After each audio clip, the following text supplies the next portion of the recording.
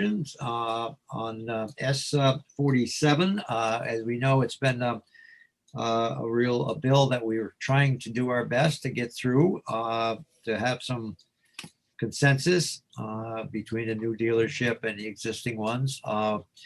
As I said earlier, Wanda would like the opportunity tomorrow to voice her concerns about some of the issues that she has to do. So with that, we can continue our discussion this morning of other things that we have, the dealers have talked about with, excuse me, with Senator Perchlik and Anthea, and maybe we can get some of these other issues resolved, and then we'll, excuse me, just have to worry or be concerned about Wanda's issue tomorrow.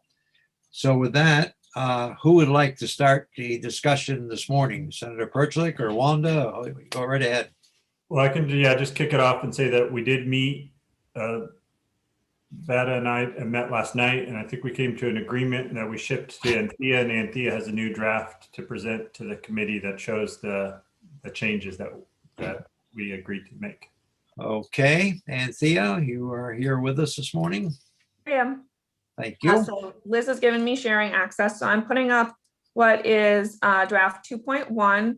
This is fairly similar to what was draft 1.3A that included highlighted in yellow Veda's proposals, with the exception that I had inadvertently left one of them out, but that's included now and highlighted in yellow. There aren't very many to go through. And then I have highlighted in green the pieces that have changed since committee discussion yesterday. Some were issues that the committee raised, and that's just in section 5. And then some were in response to the testimony that Claire gave, and then what Senator Perchlik just said, his conversations with them.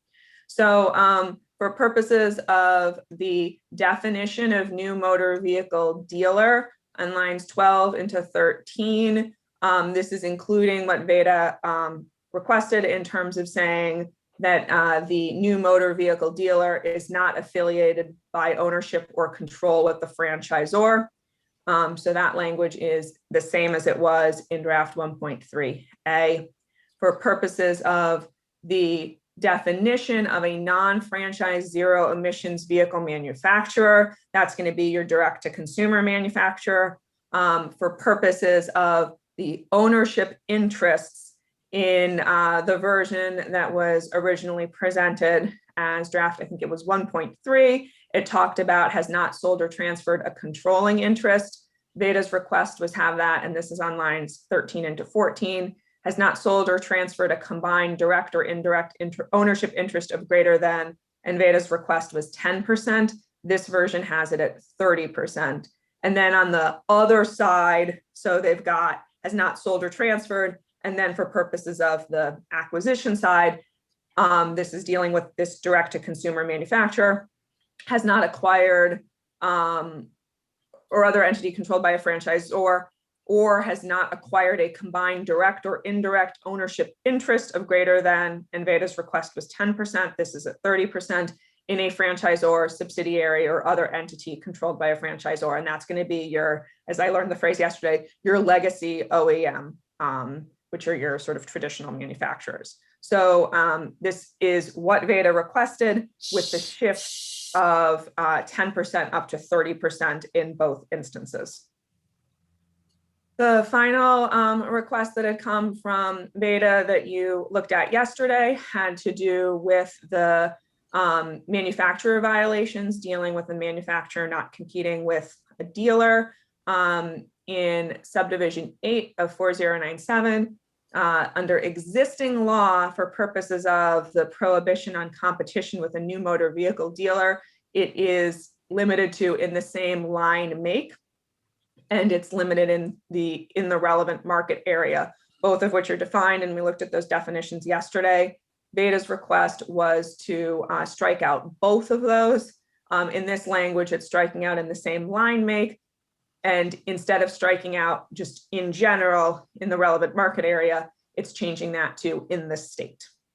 And then the final change from yesterday is one of the concerns that the committee raised, and this is for purposes of the report that's coming back from the Department of Motor Vehicles, and the report is containing the proposals that the DMV collects from any entities that are interested in proposing changes to the General Assembly, because it's not the Department of Motor Vehicles that would be making changes to the law, but the Department of Motor Vehicles in this language is sort of acting as a clearinghouse for those proposals.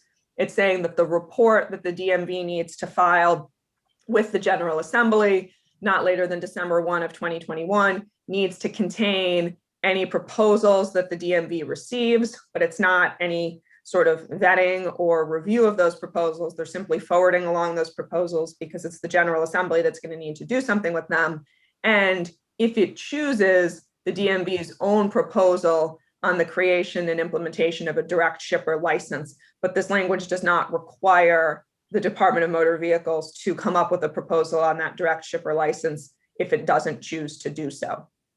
And those are your changes from yesterday.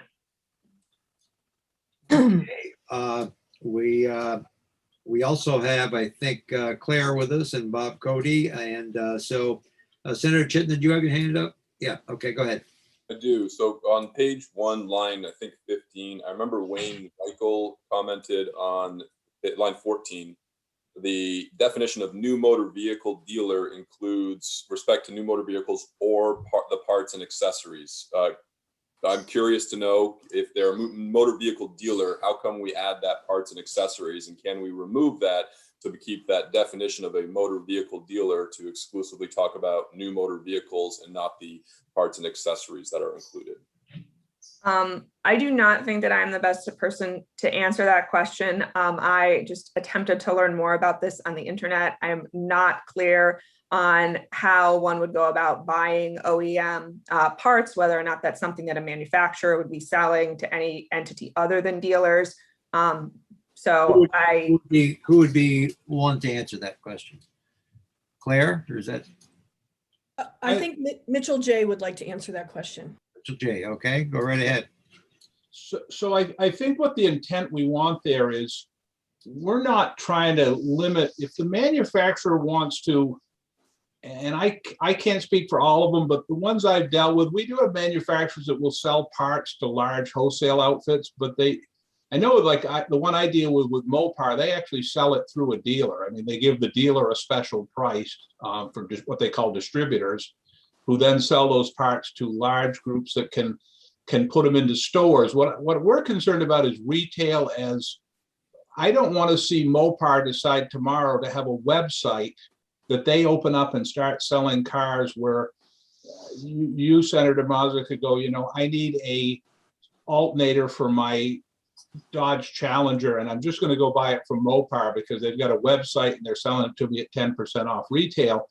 And the reason I do that is within my dealer agreement, they have different performance standards I have to meet, and my parts pricing is based on several factors, and one of them is penetration of part sales in my relevant market and everything. So it's problematic as when they decide if they're going to sell them at retail. Now they're competing against me, and they're basing the price I buy parts from based on whether I'm penetrating my market. So I can get a discount of up to 8% on the parts as long as I'm selling 100% of the part sales in my relevant market compared to all the dealers in the state. And it's pretty complicated, but it seems wrong to have them expect us to sell so many parts as part of how our pricing and how we get our franchise agreement, if they turn around and say, but now we're going to sell parts at retail, a website selling to retail customers.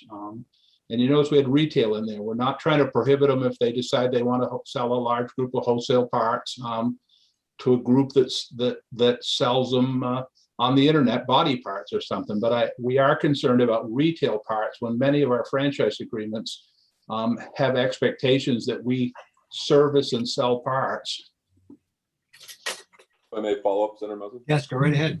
So I hear your concern, sir, and I am not against further exploration of that, but this is literally in the section defining a motor vehicle dealer, and it's now including parts and accessories. So I'm seeing a disconnect in why we're lumping that in. I'm just worried that we're conflating too much here. And I for those concerns that you just raised about those market forces and those negotiations, I might want to lump that into that franchise, that intent language that we talked about and exploring further. But I'm the new guy, so I don't know if this is worthwhile to discuss further. Further questions, comments? Andy, Yes, I can. Okay, go right ahead, Senator Perchlik. I can't Thank see. you, Chair. Yeah, I mean, I think it's important that this doesn't prohibit somebody else from selling these parts for is the way I understand it. And I don't know if we need that retail twice or something, because it is up before about retail sale of manufacturers or distributors, new motor vehicles. I don't know if we need to say retail again below when closer to the part about parts to make it clear on that it's just the retail sale. Yeah, where Anthea is suggesting. But I guess it's a question for Anthea, because I know this definition, not only does it define what a new motor vehicle dealer is, which I'm assuming nobody disagrees that a new motor vehicle can't sell parts, but what it prohibits the manufacturers from engaging in. And I didn't read it as saying that they couldn't, that other people can't sell parts. Is that not how you would read it, Anthea? So I think it's important here to look at the two different sections that you have here. So I'm going to put this back up on the screen. So where Senator Chittenden asked his question is definitely in the definition for new motor vehicle dealer. And I think if it's the concern that, and this is really just saying these are things that a new motor vehicle dealer can do. I think the part that the dealers were just bringing up is they're concerned about what a manufacturer might do. So then you need to look in section 4 in the language you're adding to 4097, and you'll see that all of those same activities that are activities that a new motor vehicle dealer can engage in, a manufacturer can't engage in. So if the concern is that that manufacturer might be engaging in the retail sale of parts and accessories, I think it's here that you might want to put in retail. So saying that for purposes of this subdivision 8, any manufacturer that is not a non-franchise zero emission vehicle manufacturer, because we're excluding that defined entity, competes with a new motor vehicle dealer if it engages in the retail business of any of the following. I don't know if Veda would think that that is then doing more than just the retail piece for parts and accessories, because the retail business would be applying to items 1 through 4 there. But if the concern is distinguishing between retail and wholesale, I think you would want to include a second retail in addition to the retail that's already included once in the new motor vehicle dealer definition.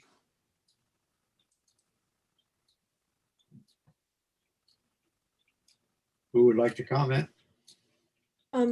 This is Claire Yes. Buckley, working with the Auto Dealers Association, the Vermont Vehicle and Distributors Association. Our intent here is that they not be able to sell them at retail.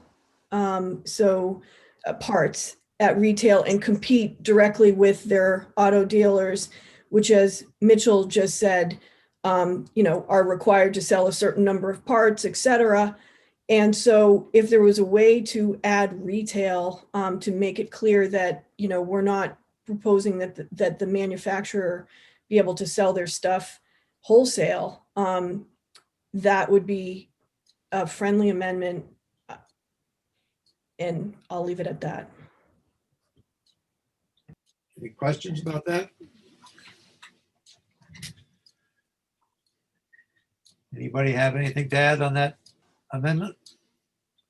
I guess I would just like to take a look at the language, obviously, just to make sure, that it looks good. Okay. All right, I hear no objection. Senator Perchlik? Yeah, I just wonder if Anthea could bring that up and just show us where she would add the word retail again, so people can see that.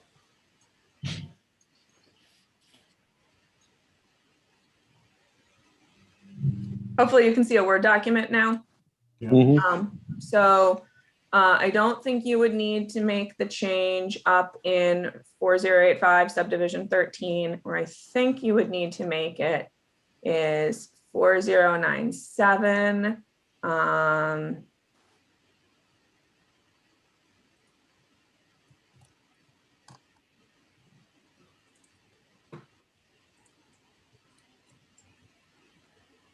So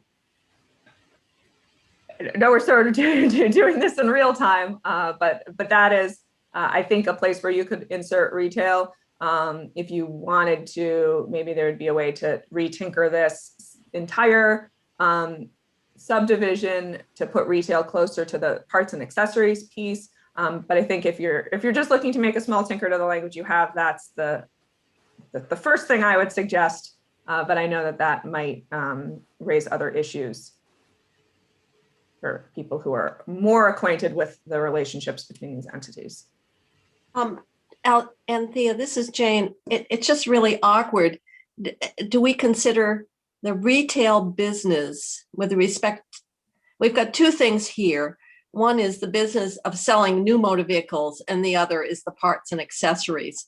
Retail doesn't really go very well with engaging in the sale of new motor vehicles, as opposed, because it selling and leasing. I don't think of leasing as retail. Maybe I'm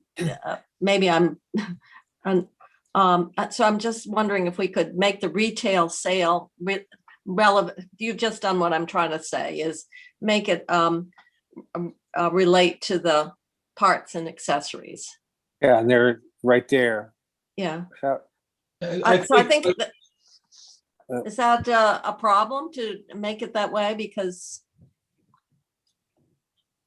I It think seems I had the same concern, because I think if you put it up above, then we start discussing fleet sales. What happens if the dealer's selling a fleet account, like SD Ireland or something? So yeah. I think Senator Kitchell's got the idea to make sure we're talking about the retail sale, retail parts and retail accessories. Okay. Just a matter of where we place the modifier. Okay.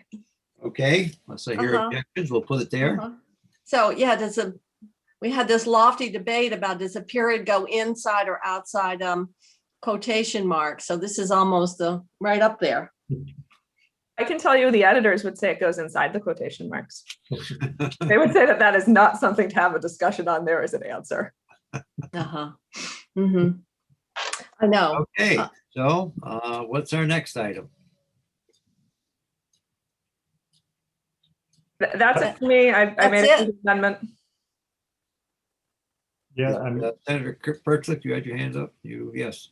yeah. The only thing I would say is on the section that we agreed on, or what I agreed on with the dealers, is on the 30% of the ownership, which I, to Senator Kitchell's point yesterday, it would be difficult for us to enforce. I mean, we'd be enforcing it by kind of retroactively learning about it through some way, and then having the local, if there was a local dealership change or something. But it was important for the dealers to have it in there, so I think it's fine having it in there. But even on your point yesterday, Senator Pertlick, you would really were concerned about the lower level of accidentally getting, more volume, more stock than whatever, and at 30%, does that raise it high enough for you to where that would take care of what your concern was? Yeah, I think that's fine. I support this. Yeah, 10% seemed to be a little problematic on that side. So does this mean that we've kind of been able to come to resolution with what we had outstanding yesterday with Claire, what any comments, Claire or Bob, Cody, at this time? As I stated earlier, we still have to discuss with Wanda tomorrow, but I mean, the bits and pieces we're doing today, is everything seem to be in line what you were expecting and negotiated? Yes, this is Claire Buckley, and yes, I want to thank Senator Pertlick for meeting with us last night and squeezing us in to his busy schedule. And we had an opportunity to really talk about the issues and negotiate what I think is a good package. And VADA is supports and this version of the bill. And we thank you very much for all the time you've put into this and Senator Perchlik's help in getting to a place that I think the dealers are comfortable with and support. I mean, more than comfortable with, that we're supportive of it. Bob Cody, any comments? Yeah, Yes, go ahead. I You're just muted. muted myself. Yeah, you- Yes, the only comment I follow up with what Claire says, for representing the Vermont Automotive Dealers Association, we really appreciate the help that this committee has given us, Senator Perchlik, Senator Mazza, Senator Ingles, Senator Chittenden, and Senator Kitchell. Also, Anthea, I'm learning more and more about how to do the little cutting and pasting. I've never seen anybody do that any faster than you. And with the colors, too, She's the best. I don't know how she does it all, but she. and I don't even understand half of it, but when you say it, I really understand it. So but we really appreciate it. I know that it's been long hours and everything, but we really want the Tesla owners and to have an ability to get their car fixed in the state of Vermont. And we welcome the competition. Quite frankly, we're in a competitive business. We get it. So thank you very much, all of you, for everything you've done for us. Glad we, like I said, to start off, we want to at least get some things for the auto dealers. And I think we got a few things, and we'll work on the future and see what happens. The only other issue we have is to clarify with the Department of Motor Vehicles what their concerns were of her obligations. I think she's uncertain. I think she's going to be overwhelmed with what her requests are.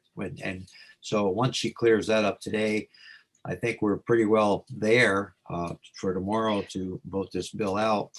So if anyone So, has. Mr. Chair, if I understand what Anthea said and reviewing the language, the only thing we're asking DMV that requires them to do is to collect the comments and put them together and forward them on to us. And I thought she said in a brief moment I had with her that it would involve 50 states, looking at 50 states and statistics. And I think she misunderstood what the mission is. And I think it can be clarified, but I don't think she has spent any time on it, and she just wanted that ability to do that. And I said, fine. But I think it can be worked out. I don't think it's going to be something that, I think the major part of the bill has been addressed, and we can move on, but I think it can be resolved. So with that, I don't think, unless there's any other questions or comments at this point, I think yes, Senator Perchlik. I was just going to see if we wanted to have Anthea just address that. Since she drafted that part, what she was thinking when she drafted. Okay, good. Let's do that. We want to do that, Anthea, just so we know exactly, understand what we're asking DMV to do. Certainly. I think maybe where Commissioner Manoli is coming from, and it'll be interesting to hear a testimony on this, is it could be that coming up with the proposal for this direct shipper license would be a really big lift for the Department of Motor Vehicles. And if the concern is that they just don't have the capacity to do that now, you could even remove that part. So instead of it being optional, you could just be silent on it. And if they choose to, much like the language is giving them the choice to make a recommendation on the direct shipper license, then maybe that is something that they would choose to do. But it sounded like, and I haven't had the opportunity to do any research on this, that this is not a model that exists in other states. And maybe the DMV thinks they're going to have to look at the different ways that all 50 states are addressing. I think that this you new hit it on the piece. head. I think you explained it quite well. So if you do get the opportunity later on today to touch base with Wanda and just to see, I appreciate it. Give her a heads up of what is expected of her. That would be great. Anything else this morning? Yes, Senator Perchlik. Yeah, I just wanted to return the thanks to the dealers for working. I thought we had a good working relationship here to get to the bill to a place where we all could support it. So I was really glad about that. And We can they can go back to selling cars today. It's Friday, it's Thursday. They got to meet their quota. They're selling so many a month. They got to hurry up and get them all sold. And discounts are there and big bargains. And you buy one, you get one free. We're going to be like the grocery business. Phil Scott sent me a while ago an ad, and it said a bologna $2.99 a pound, Mazda special $2.98 a pound. Took a penny off. Just keep it under, everything is 99. Oh yeah, you can't go over I $3. do have one comment though, I guess maybe for Bob Cody, because he's had, we heard from BGS and we were talking about the state and the procurement of vehicles. And they indicated that they ended up negotiating for sales of Kia and Hyundai out of state because no Vermont dealers submitted bids. And it raises the question about We could our buy 'em. dealer, how do they know about when the bids are going? I just found it rather surprising as we're trying to keep, business support Vermont businesses so you don't need to answer it today, but it just seems to me that it was rather interesting that they said they had, I think it was 2 committee members, you can correct me, where they were 2 out-of-state businesses. Maybe they're businesses that are owned by Vermonters. There are some that cross state borders, but I was rather surprised that around, is it not knowing about it, not interested, or the state just doesn't, doing business with the state's problematic? Yeah, good question. We'd like to keep that business in the state. I'm surprised we were able to buy out of state, to be honest with you. Oh, you have to, otherwise you've got to it gets really complicated when you, because you'll get reciprocity and other states are saying, we're not going to do business with your state's business. So it's a real difficult area, but they phrased it as though they did it out of necessity because there wasn't a response. Go ahead, Bob. Any question, any comment? Yeah, I don't know those 2 particular, but sometimes they'll put a bid out and one manufacturer or ones that we represent may not be able to fulfill that request. And my feeling is that maybe the dealer couldn't the Vermont dealer couldn't put together something because he didn't know if he was going to get the vehicle or not. We've had that happen a couple of times here, and it's disturbing because of the COVID. The throughput's been strangled. I will say BGS did reach out to us about a year or 2 ago to VADA, and we sat down with them because there's one a guy named Chuck Williams is very, very good at doing bids for police cruisers and things like that. And so everybody would just kind of back away because he was the best at it, And so they were saying, geez, is there any way we can sprinkle this around the state? So yeah, maybe we should meet with them again and see if there's anything that we can do.